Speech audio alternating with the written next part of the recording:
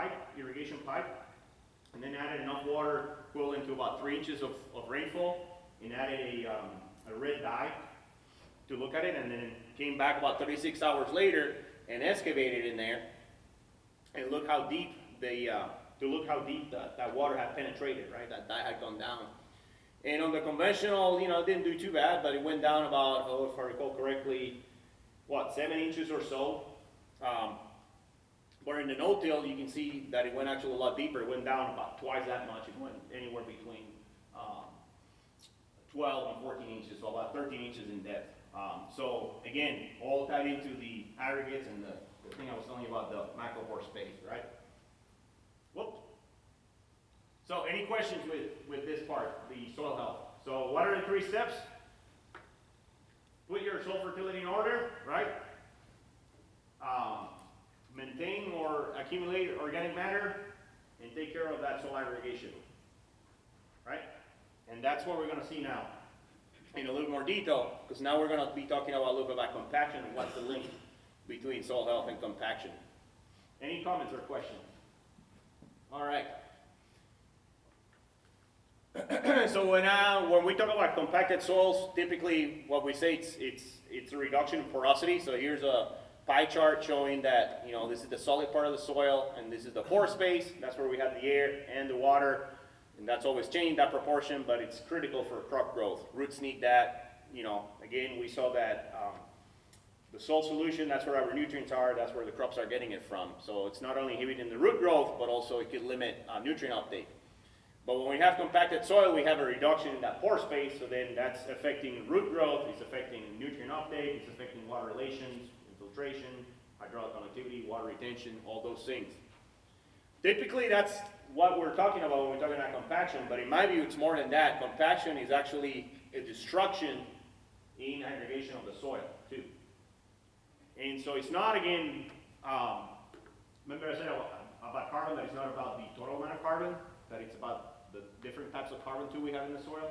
Well, porosity is a similar situation where it's not just about the total amount of pores in the soil, but it's about also the distribution of those pores. How much of the bigger pores and the little pores, and there's medium-sized pores, how much of those guys we have in the soil. So what are the causes of compaction? Well, number 1, traffic when the soils are too wet. And so you can imagine how that's destroying aggregates and creating a mess. A lot of that happened this fall. We know that. Another major issue with compaction is high loads on axles, high axle loads, and that's kind of become a product of how ag has gone, just because of the need to it, where we have gone having fewer operators operating larger tracts of land, so you need bigger equipment to get the job done, right? So that bigger equipment are heavier and things like that. So that's just the nature of the business. But I guess the comment I make with that is that we can try to avoid some of the axle loads by either using duals, or tracks are really good. Actually, track vehicles, if you can afford them, that's the biggest drawback they have. You can get with a smaller frame. You can get by with a smaller frame and lower horsepower because they put more power to the ground, so they've got better traction too. But also thinking about when you're doing an operation, can you get by with something that is smaller, lighter? Don't take out the biggest piece of equipment you have to maybe do some operation. So this to me is the one that requires a lot more management, and it's a lot more difficult to control. Another one that happens a lot, it's overinflated tires. So having too much pressure, especially with radial tires. Radial tires are designed to have a bulge on the side. So if you see a radial tire that has a sidewall that is straight, that tire is overinflated.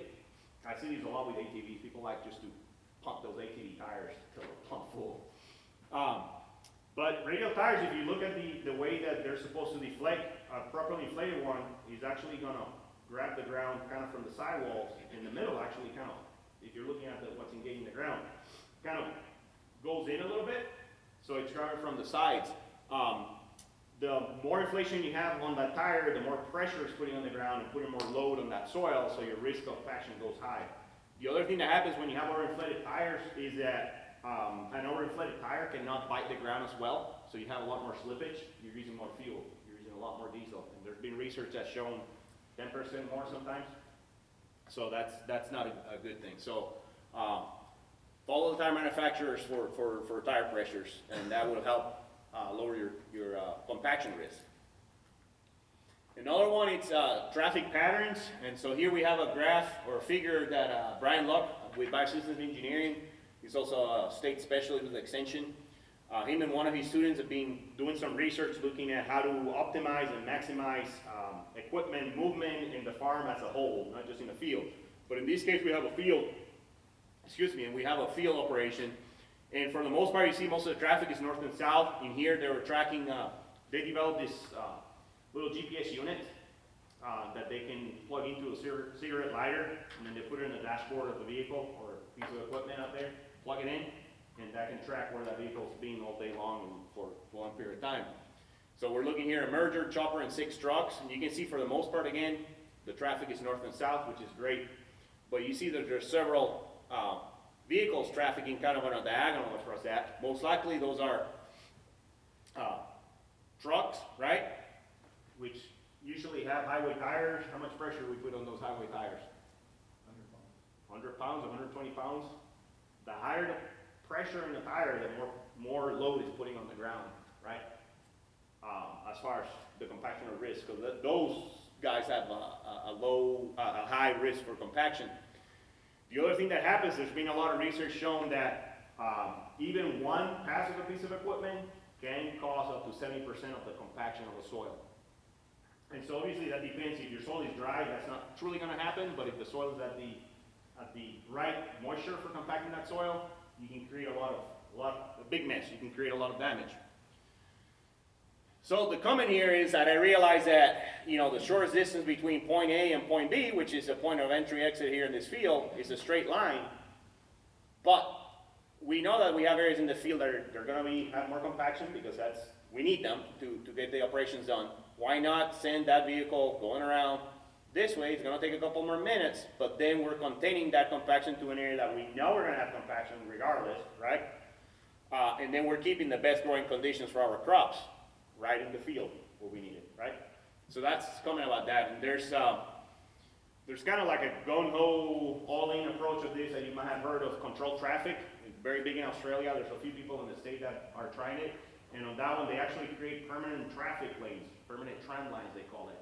So they need auto steer and all the equipment to match that, sprayers, tractors, combine. So that's a high level of management to get that.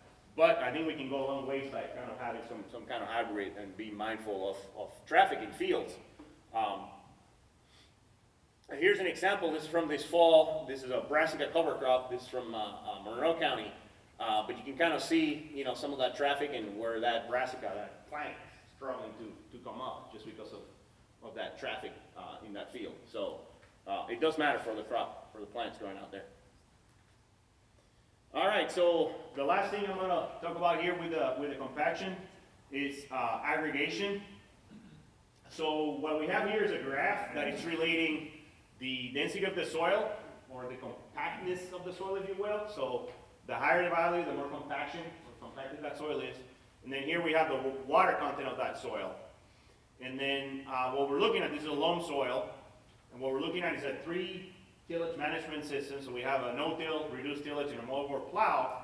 But I don't want you to get hung up on the actual tillage management. I want you to think about these as levels of aggregate disruption. So the no-till will be a low disturbance system, and the mower plow kind of more of a high disturbance system, right? So anything calls your attention. So here's the green. This is the high disturbance, medium disturbance, low disturbance. Anything calls your attention?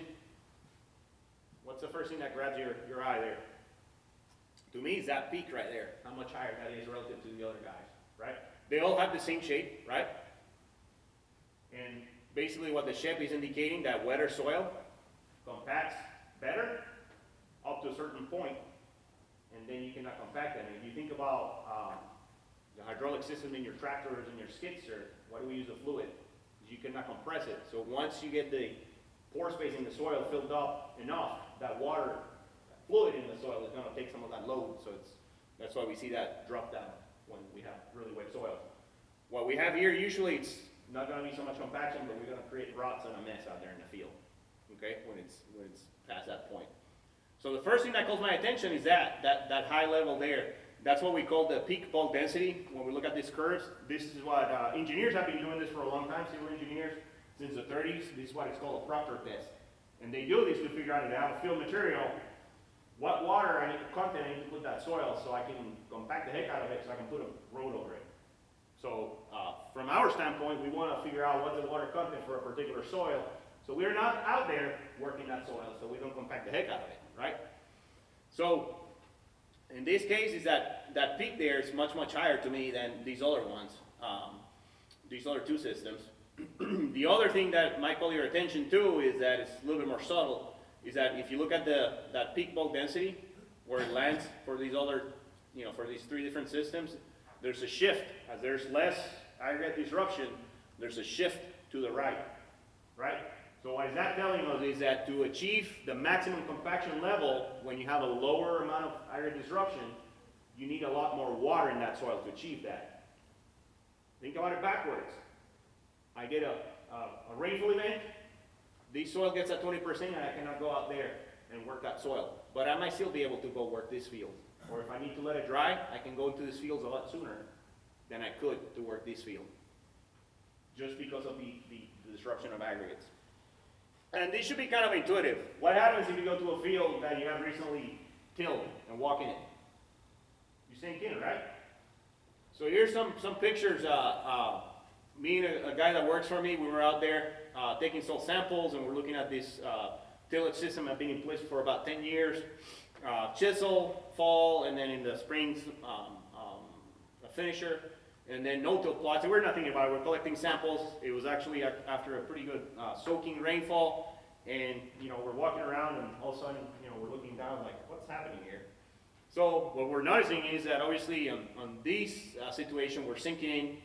And on the no-till, where we have more aggregate stability, we're barely leaving an imprint out there, right? So the story with this is that if you want to get in this field after it's been tilled, not only you have to worry about the moisture, but you actually want to give that soil some time for those aggregates to reform. So basically those aggregates are helping bear a load and hold the weight of equipment and traffic over that field. So right after excessive tillage or something that it's pretty aggressive,